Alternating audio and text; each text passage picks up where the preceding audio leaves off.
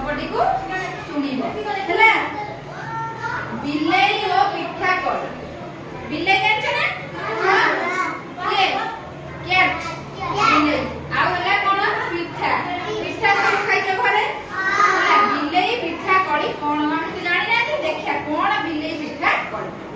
दिने संखी बिलाई ओ काली बिलाई लुचि लुचि बुलुथले। संखी बिलाई जणे काली बिलाई जणे से कोन करे लुचि लुचि की बुलुथले।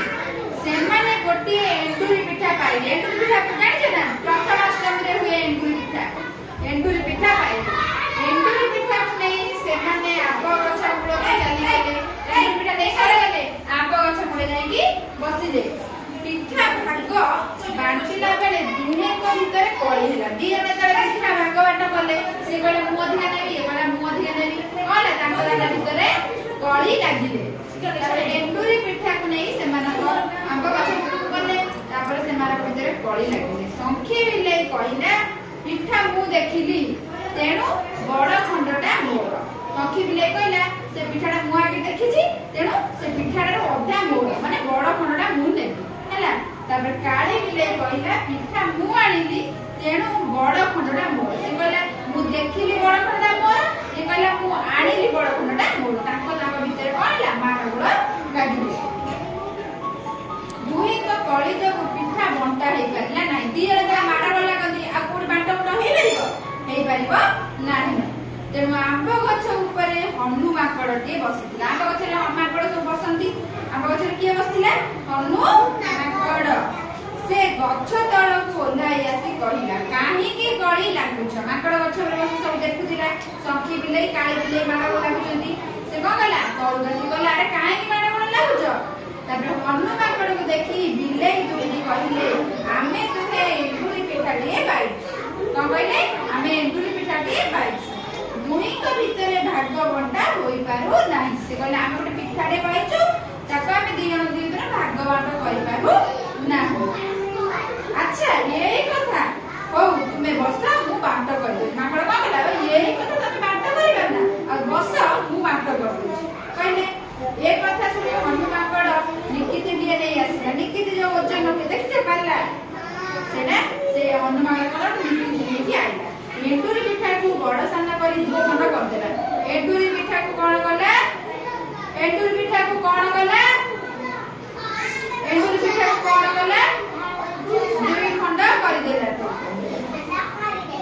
निकित रे दुई खंड जक पकाई देबा बड़ खंडटी भारी होई तळक रहि गेला। छोट खंड पटटी ऊपर को उठिके रहिला। हनु माकड़टी पिठाटी को निकित माणी उलाय खाइला। जो गड़ अधिक होला दिने जाके सम्मान करे पई बड़ करू माणी क गला माकड़ आनी की एडी खंड आनी खाइ दे ताके खाइ देला जेति कोन है।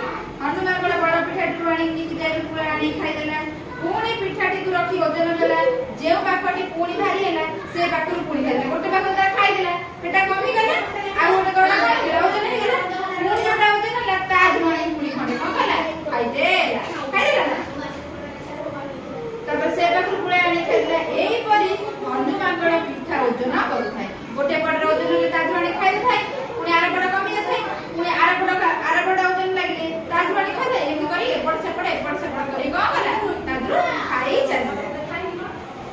एपाकरू पुळाय से पाकरू पुळाय खाउथाय पुळाय खाउ खाउ हनु माकड़ सब पिठा क गला खाइ देला। क गला सब पिठा खाइ देला। छुटे के एमि करी की समान करिबा पाई से खाउ खाउ सब पिठा खाइ देला। संखी बिलाई काली बिलाई तार अनै हला हमे जल्दी तापरे से पिठा को फोपाड़ी देई गछ ऊपर को पड़ेला। जेता पिठा सारी गला से कोन माक दी बिलाई को पाखरा बसी रहिबो तो कोन गला निकित के फोपाड़ देई गछ ऊपर ता बाटे चढ़ी गला। ताले एडी कार लाभ होला माकड़ लाभ होला ना। माड़गुळ के लागिले संखी बिलाई काली बिलाई माड़गुळ लागिले किंतु लाभ के नेला माकड़ नेला। से जदि निज निज भितर परस्पर भल बुझाबना रखी की पिठाटी को दुई भाग करते थांते माकड़ आसी ना एठी ना माकड़ ताको खाइबा थांता खाइबा न थांता। तेणु कहला दुई जण माड़गुळ लागिले तृतीय व्यक्ति सेठी कहला लाभ नेला। तेणु परस्पर भितर केबे हेले କଳି ଝଗଡ଼ା ଲଗାଇବେ ନାହିଁ ତାଙ୍କ ସାଙ୍ଗ ଭିତରେ